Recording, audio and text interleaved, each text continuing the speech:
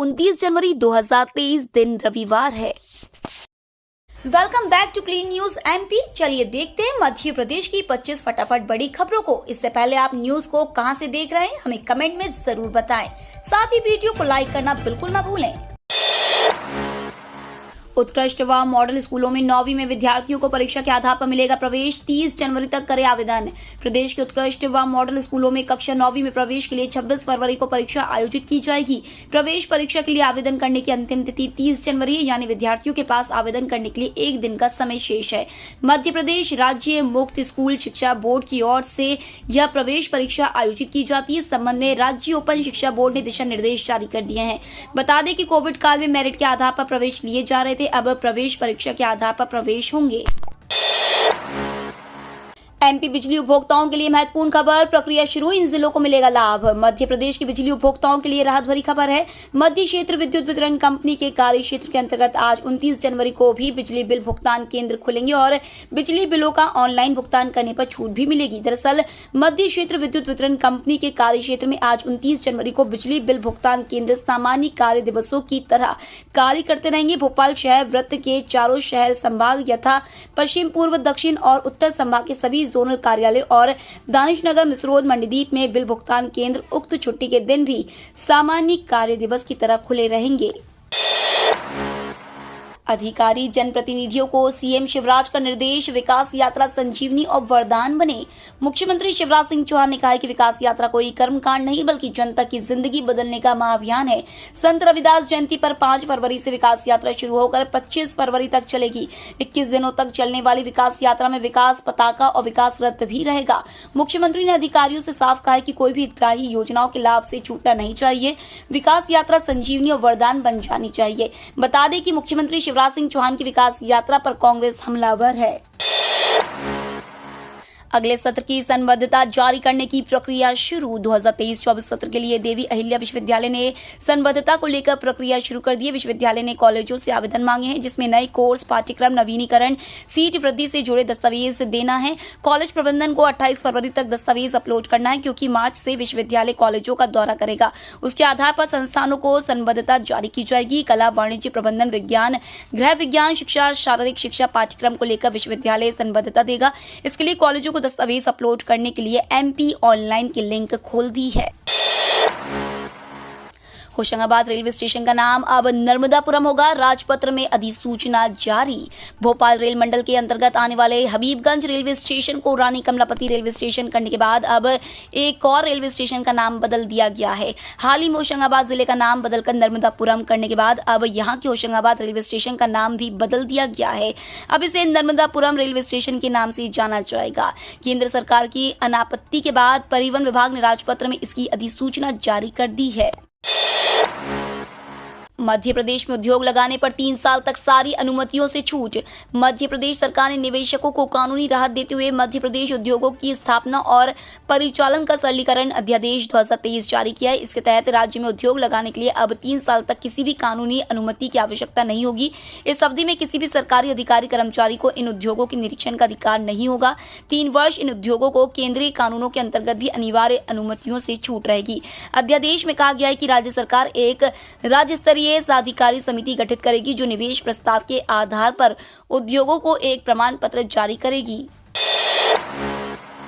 जर्जर आयुर्वेदिक कॉलेज का होगा कायाकल्प, स्टूडेंट्स को मिलेगी आधुनिक सुविधाएं। आयुर्वेदिक कॉलेज ग्वालियर का जल्द ही रिनोवेशन किया जाएगा। कॉलेज की कार्यकारिणी समिति द्वारा यह निर्णय लिया गया है कि कॉलेज का रिनोवेशन कर इसे नया रूप दिया जाएगा। साथ ही कई अन्य बदलाव किए जाएंगे। प्राचार्य डॉक्टर महेश कुमार शर्मा ने बताया कि कॉलेज की बिल्डिंग सन 1956 की है, जो काफी पुरानी हो चुकी है। कई कक्षाओं को काफी मरम्मत की आवश्यकता है। कार्यकारिणी ने कॉलेज के रिनोवेशन के लिए 2 करोड़ रुपए का बजट निर्धारित किया गया है। जल्द ही इसके लिए गवर्नमेंट की निर्माण अथॉरिटियों से संपर्क कर उनसे प्रस्ताव लिए जाएंगे। उसके बाद रिनोवेशन का काम शुरू कर दिया जाएगा। बीएड और एमबीए दूसरे व चौथे सेमेस्टर के रिव्यू रिजल्ट जारी। जनवरी में देवी अहिल्या विश्वविद्यालय ने स्नातक स्नाकोत्तर पाठ्यक्रम के अधिकांश रिव्यू रिजल्ट घोषित कर दिए हैं। इनमें लगभग 90 से अधिक पाठ्यक्रम के रिजल्ट शामिल है। बीते 48 घंटों में विश्वविद्यालय ने बीएड एमबीए के विभिन्न रिजल्ट निकाले हैं। इनमें पास होने वाले विद्यार्थियों का प्रतिशत काफी कम है, जिसमें 8-10% छात्रों के अंकों में बदलाव हुआ है। बाकी विद्यार्थियों को एटीकेटी की परीक्षा देकर विषयों को क्लियर करना होगा। पर्यावरण के प्रति समर्पण से विश्व को भी जोड़ रहे मुख्यमंत्री शिवराज सिंह। नर्मदा जयंती पर शनिवार को मुख्यमंत्री शिवराज सिंह चौहान के प्रतिदिन पौधारोपण के संकल्प के 2 साल पूरे हो गए हैं। चौहान ने वर्ष 2021 में नर्मदा जयंती पर प्रतिदिन पौधारोपण का संकल्प लिया था। वह स्वयं रोज पौधा रोपने के साथ ही दिन की शुरुआत करते हैं। धीरे धीरे जन अभियान का रूप लेता जा रहा है। पर्यावरण संरक्षण के लिए प्रतिदिन काम करने वाले वह देश के एकमात्र मुख्यमंत्री हैं। पौधारोपण के माध्यम से हरे भरे मध्य प्रदेश का संदेश देते हुए शिवराज सरकार ने अंकुर अभियान का पोर्टल भी प्रारंभ किया है, जिसमें 61 लाख से अधिक नागरिक जुड़े और पौधारोपण करने की जानकारी फोटो सहित दी। यह अभियान सतत जारी है। 6 साल में भी स्थापित नहीं हुआ जीएसटी एपीलेट ट्रिब्यूनल, न्याय पाना मुश्किल। एक देश एक कर के नारे के साथ एकीकृत कर प्रणाली वस्तु एवं सेवा कर 2017 में पूरे देश में लागू कर दी गई। कर प्रणाली को लागू हुए भले ही 6 साल बीतने जा रहे हैं, लेकिन उद्योगपतियों कारोबारियों के लिए विवादित कर प्रकरणों और विसंगतियों के खिलाफ न्याय पाना अब भी दूर की कौड़ी बना हुआ है। अब तक प्रदेश में जीएसटी एपीलेट ट्रिब्यूनल स्थापित नहीं हो सका। इंदौर में ट्रिब्यूनल बनना है। बार बार मांग और ज्ञापनों के बाद भी 2 वर्षों से जल्दी स्थापना का आश्वासन ही दिया जा रहा है। मेजबान मध्य प्रदेश में ही खेलो इंडिया के प्रमाण पत्रों का मूल्य नहीं। युवाओं को खेलों के प्रति प्रोत्साहित करने के लिए होने वाले खेलो इंडिया यूथ गेम्स की मेजबानी प्रदेश सरकार करा रही है। पूरा शासकीय महकमा आयोजन को सफल बनाने में जुटा है। करोड़ों रुपए खर्च किए जा रहे हैं, लेकिन हैरानी की बात यह है कि खेलो इंडिया के विजेताओं को मेजबान मध्य प्रदेश के खेल अलंकरण के योग्य नहीं समझा जाता। प्रदेश में खेलो इंडिया यूथ गेम्स का 5वां संस्करण 30 जनवरी से 11 फरवरी तक इंदौर सहित 8 शहरों में होगा। आयोजन को सफल बनाने के लिए शहर भर में पोस्टर लगाए गए हैं। आयोजन को सफल बनाने के लिए कमिश्नर और कलेक्टर सहित आला अधिकारी नियमित बैठकें ले रहे हैं। शहर के सभी खेल संघों को स्पर्धा कराने के लिए कहा है, ताकि शहर में माहौल बने। मध्य प्रदेश में अब डीओ बन सकेंगे खाद्य सुरक्षा अधिकारी। 7 साल का अनुभव जरूरी। राजधानी भोपाल सहित प्रदेश भर में डीओ के पद पर अब खाद्य सुरक्षा अधिकारियों की नियुक्ति हो सकेगी। इसके लिए कम से कम 7 साल का अनुभव जरूरी है। इस संबंध में FSSAI में अधिसूचना जारी कर दी है। बता दें कि विभाग में 100 से ज्यादा रिक्त पड़े हैं। डीओ नहीं होने के कारण मिलावट के खिलाफ सख्त कार्रवाई नहीं हो पा रही है। CM Shivraj Singh Chouhan Ujjain social media conclave में हुए शामिल। सीएम शिवराज सिंह चौहान शनिवार को उज्जैन के विक्रम कीर्ति मंदिर स्थित सोशल मीडिया कॉन्क्लेव में शामिल हुए। सीएम शिवराज के साथ भाजपा प्रदेश अध्यक्ष विष्णुदत्त शर्मा, मुरलीधर राव, उच्च शिक्षा मंत्री मोहन यादव और सांसद अनिल फिरोजिया भी इसमें मौजूद रहे। सीएम शिवराज ने कहा कि प्रदेश के सभी प्राचीन एवं धार्मिक स्थलों के जीर्णोद्धार की शुरुआत की गई। हमारे सभी धार्मिक स्थल अपने पुराने वैभव के साथ दमक रहे हैं। महाकाल मंदिर में दर्शन पूजन के बाद महाकाल लोक अवश्य जाएं। भोपाल में शराब दुकान के सामने मंदिरों में रहेगी उमा 3 दिन। पूर्व सीएम उमा भारती चुनावी साल में शिवराज सरकार की मुश्किलें बढ़ाती जा रही है। उमा भारती शनिवार को अयोध्या बाईपास स्थित हनुमान जी के मंदिर में पहुंच गई। उमा भारती 31 जनवरी को मध्य प्रदेश की नई शराब नीति लागू होने तक मंदिर में ही रहेंगी। उमा ने शाम को मंदिर पहुंचकर पूजा अर्चना की। उमा भारती ने कहा कि यहाँ सालों पुराना हनुमान मंदिर है, साथ ही दुर्गा जी का मंदिर है। मंदिर के 50 मीटर की दूरी पर ही शराब नीति का उल्लंघन करते शराब की दुकान है, इसलिए मैं अब 3 दिन यही रहूंगी। मध्य प्रदेश के मुरैना में बड़ा हवाई हादसा, सुखोई और मिराज क्रैश। मध्य प्रदेश में बड़ी हवाई दुर्घटना में 2 लड़ाकू विमान दुर्घटनाग्रस्त हो गए हैं। जानकारी के मुताबिक यह हादसा मुरैना के पास हुआ, जहां लड़ाकू विमान सुखोई 30 और मिराज 2000 आपस में टकराकर क्रैश हो गए। दोनों विमानों ने ग्वालियर एयरबेस से उड़ान भरी थी। बताया जा रहा है कि एक विमान मुरैना के पहाड़गढ़ में गिरा और दूसरा राजस्थान के भरतपुर में गिरा है। इस हादसे में मिराज के पायलट शहीद हो गए हैं। सुखोई के दोनों पायलट सुरक्षित हैं और उन्हें रेस्क्यू कर लिया गया है। मौके पर प्रशासन की टीम पहुंच गई है। रक्षा मंत्री राजनाथ सिंह, सीडीएस जनरल अनिल चौहान और वायुसेना प्रमुख air chief marshal V R Chaudhari के संपर्क में हैं। एमपी कर्मचारियों का महंगाई भत्ता हुआ 38%, फिर भी कर्मचारी संघ नाराज। चुनावी साल में मध्य प्रदेश की शिवराज सरकार ने राज्य के 7,50,000 कर्मचारियों को तोहफा देते हुए महंगाई भत्ते में 4% की बढ़ोतरी की है, जिसके बाद कर्मचारियों का महंगाई भत्ता केंद्र के समान 38% हो गया है। बावजूद इसके कर्मचारी संगठन खुश नहीं है, क्योंकि डीए को 1 जनवरी 2023 से लागू किया गया है, जब केंद्र सरकार ने इसे जुलाई 2022 से लागू किया है। कर्मचारियों ने एमपी सरकार पर भेदभाव का आरोप लगाया है। तृतीय वर्ग कर्मचारी संघ के प्रदेश सचिव उमाशंकर तिवारी का कहना है कि मध्य प्रदेश सरकार द्वारा जारी 4% महंगाई भत्ता कर्मचारियों के साथ बहुत बड़ा धोखा है। मुख्यमंत्री शिवराज सिंह चौहान द्वारा केंद्रीय दर और केंद्रीय तिथि से महंगाई भत्ता देने की बात कई बार कही गई है, लेकिन इस बार भी जुलाई 2022 से मिलने वाला महंगाई भत्ता जनवरी 2023 से प्रदान किया जा रहा है, जो कि न्याय उचित नहीं है। मध्य प्रदेश के छिंदवाड़ा में 1 रुपए किलो में बिक रहा टमाटर। छिंदवाड़ा जिले में किसानों का अब सब्जी की खेती से मोहभंग हो रहा है, जिसकी वजह सब्जी के दामों में हो रहे उतार चढ़ाव को बताया जा रहा है। सब्जी के दाम जब ज्यादा होते हैं तो इसका फायदा बिचौलिए और बड़े व्यापारी उठा लेते हैं, लेकिन जब सब्जी के दाम गिरते हैं तो किसानों की मुश्किल बढ़ जाती है। वर्तमान में फिर वही स्थिति बन रही है। किसानों को टमाटर के दाम 1 रुपए किलो मिल रहे हैं। इतनी मेहनत करने के बावजूद भी मुनाफा तो छोड़िए, किसान की लागत निकालना भी मुश्किल हो गया। इसे लेकर किसानों ने सब्जी का समर्थन मूल्य देने की मांग की है। सीएम शिवराज का ऐलान, प्रदेश में शुरू होगी लाडली बहना योजना, महिलाओं को हर माह मिलेंगे 1,000 रुपए। मुख्यमंत्री शिवराज सिंह चौहान ने चुनावी साल में महिलाओं के लिए बड़ा ऐलान किया है। सरकार प्रदेश में लाडली बहना योजना शुरू करेगी। इसमें महिलाओं को हर माह 1,000 रुपए दिए जाएंगे।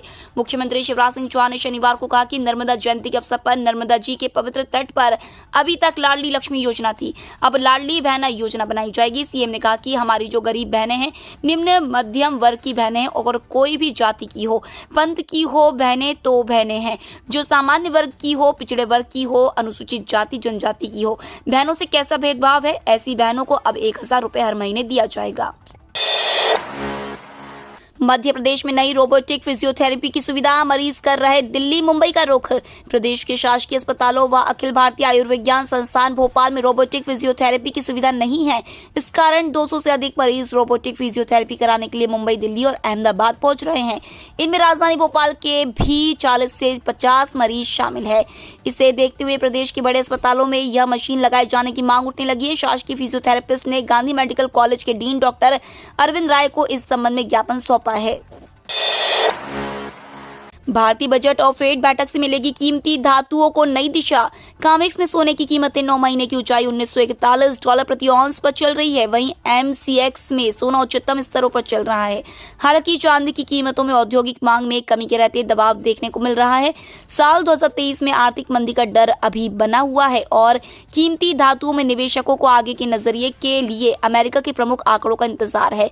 पिछले सप्ताह चीन में लूनर न्यू ईयर हॉलीडे के चलते वैश्विक बाजारों में कारोबार कम रहा। बेंचमार्क अमेरिकी ट्रेजरी यील्ड में दबाव बना हुआ है।